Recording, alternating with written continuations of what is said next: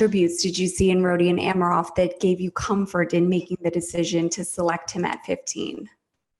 The attributes that we like, Danielle, with Rodion are, number one is his speed. We consider it to be amongst the best in the class. We liked his ability throughout last year and then into this season as well to find a way to make an impact at the KHL level. And he certainly did that, especially as they've had some injuries and illness on their club, and he's been able to step up this year and continue to play. He's played for the national team and played well there. When he's not producing, he's able to contribute using his speed on the penalty kill, forechecking. And we really like his game on and off the puck. So we were excited to have the chance to take him when we did.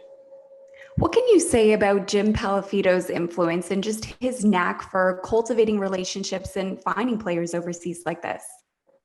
Yeah, I would say Jimmy does an unbelievable job for us in every facet in which we employ him, and he is especially great when it comes to cultivating agents. And everything. I think everyone knows the list of players that have come over here. Obviously, we've got Barabanov and Lettinen getting set to start with us next season, but Mikheyev prior to him, Ozhiganov, Zaitsev, Altonen, Lindholm.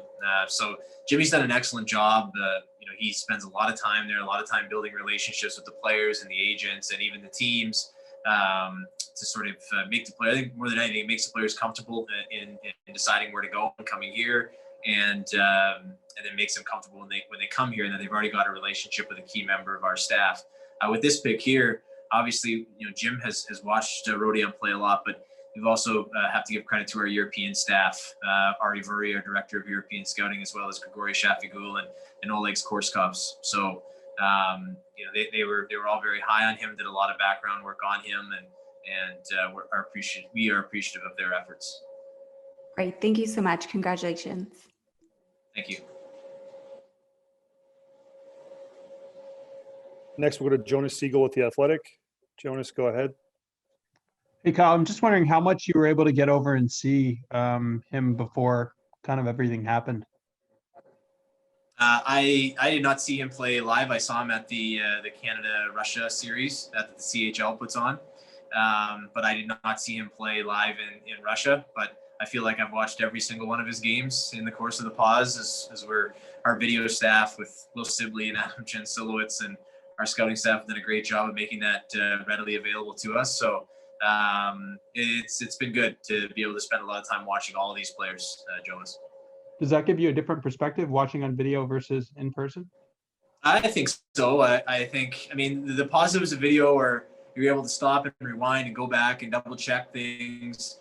Live, I think you get a great read on the players' body language, how they interact with their teammates, some of the things you can't see on the camera. So I think both have their uses. Unfortunately, for the last 7 months, with the way that everything has gone in the world, video was the only way to go. And, we weren't able to go back over there once their season started for obvious reasons regarding to travel restrictions. So, I think we appreciate both in-person and video scouting. Our scouts last year saw him play a ton over in Russia in the VHL, MHL, KHL, and in international play. And we were able to do a lot on video from March to today. We'll go to Kevin McGran with the Toronto Star. Kevin, go ahead. Hey, Kyle, I wonder if you can give me an idea of what sort of the ambience of the draft was. Like, did the remoteness of it change how much you might have talked to other teams about moving up or moving down or anything like that? Were there any kind of video glitches or anything like that along the way that you worried?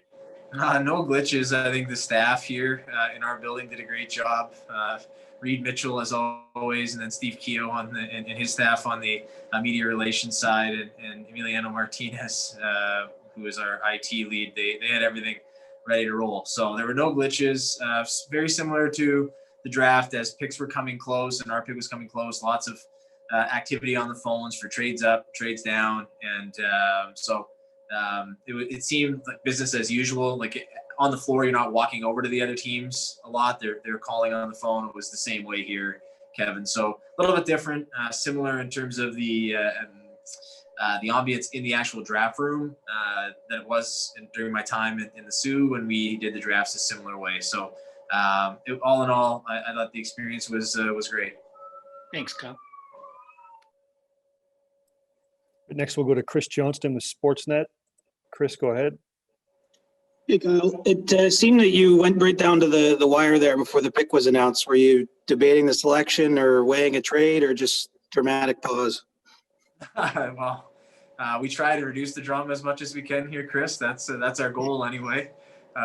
We'd like to be more successful at it as we move ahead, but there were a number of trade situations that we were considering, but if we were going to make the pick, it wasn't at all a discussion of Rodion versus anybody else. We were just contemplating all the different scenarios that were coming in, really from the time Winnipeg pick right through to our pick right at the very end, and then in the end just made the pick right at the buzzer.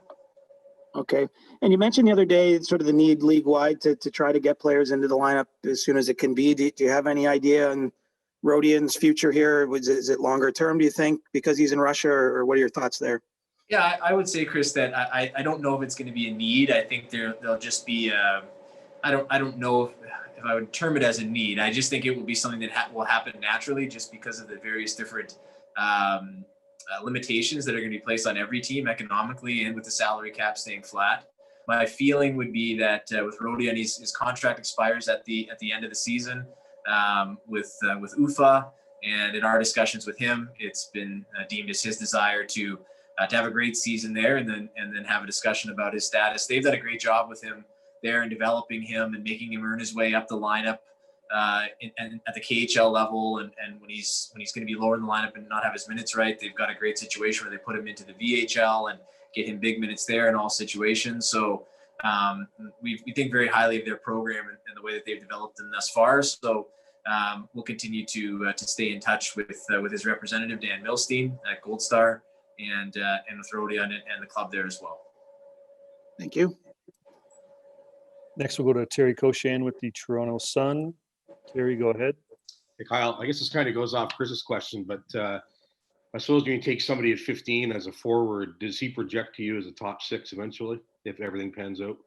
Yeah, I think with the way that our team is constructed, Terry, by the time he's at his peak and sort of getting into his potential, he just turned 18 years old here, 19 years old at the beginning of the month, actually a few days ago. So by the time he's kind of entering into his prime, it's 5 years from now. And, suddenly the guys who are part of our core will all be nearing 30. That's kind of sad to think about, but that's just the reality of the situation. So I think we certainly envision him, because of his ability on and off the puck, to be able to play up with our top players, with his speed, with his playmaking ability, and his ability to drive possession and the puck in transition. So that's our expectation when we're picking somebody there, is try to find someone that can play at the top of our lineup. I know we always like to look down the road on these things and all that, but some of the flavor of a Kucherov seems to be there in this player. Do you see the same sort of thing, or do you want to dare make that comparison at this point? Well, if it turns out that way, Terry will be thrilled. That's a heck of a player. It's tough to compare because Kucherov was in North America at the time, and obviously I think the numbers are in Major Junior are easier to accumulate than if you're playing in men's professional level in Russia or in Europe as a 17 and 18-year-old. So what we like about him is that, especially, in international play and at the under 18 tournaments and various different events, he's scored at a high level. When he's been with UFA at the MHL and VHL level, he scored there. And then now at the KHL level this year, not that this year played a huge factor in it, but he's up at the top of their lineup and their top two lines on their team, and he's scoring there as well. So all of that, I think, is intriguing to us. But the fact that, despite, I think that when you started talking about drafting Russian forwards in particular, I think the narrative and sort of the what gets branded on them is that they may not be a good two-way player, but this guy really is, and we really like what he brings on both sides of the puck. Thanks. Next, we'll go to Joshua Cloak with The Athletic. Josh, go ahead. Kyle, given that there's, relatively low uncertainty about where he's going to play this year, the KHL season has already started. Does that influence the pick at all because he's likely going to get a full season? I don't think so, Josh. I mean, those are circumstances that the prospects themselves don't control. In talking to the UFA staff, it certainly alleviated any concerns you would have, because I think if all the other leagues were playing, you might, everyone was there, and then you'd be worried, is he going to play in the KHL? Is he going to be in the VHL? What level is he going to be at? But, they've had quite a bit of illness and injury with as recently as 2 weeks ago. He was on their top line with a former player of ours, Nikita Soshnikov. So it gives you a pretty good way to compare him against obviously a much older player 8 years older. But it certainly was appealing to us in talking to the UFA staff, just in how they view him and how they're going to use him throughout the year, because it did eliminate one bit of uncertainty as much as we can. But we didn't hold that against anybody that say they're from the WHL or the USHL or the OHL, or even some of the leagues in Europe that have pushed back, whether it's been in Germany or Switzerland that aren't yet playing. We tried to eliminate that and just say, if the player's not playing, it's not their fault, and they're not in control of it. And we'll do everything we can to develop them. Just in your limited conversations with him, what kind of stuck out to you about who he is, just kind of off the ice as a person? Yeah, our staff met with him extensively, and then I met with him recently, just because he was one of the players that was in consideration for the pick. And I think the thing that I liked about him the most was just what he views as his ability to make an impact and where in the lineup, his ability to make an impact up and down the lineup. But I think more than anything, the way that he's talked about what he's faced in the last year and a bit, which has been trying to make his way as a very young player in the KHL on a good team, and earn his way and work his way into being a full-time player and then into the lineup. And not a lot of the players that we draft are faced with that same thing. Whether they're from major, junior, or college, or from other places in Europe, they're usually kind of at the top of the lineup on junior teams or leagues at a bit of a lower level, relatively speaking. And so they've always kind of been top line guys. This guy has had the experience and opportunity already to play up in the lineup and or to work his way up a lineup from being on the fourth line all the way to the top, like most players have to when they come over here.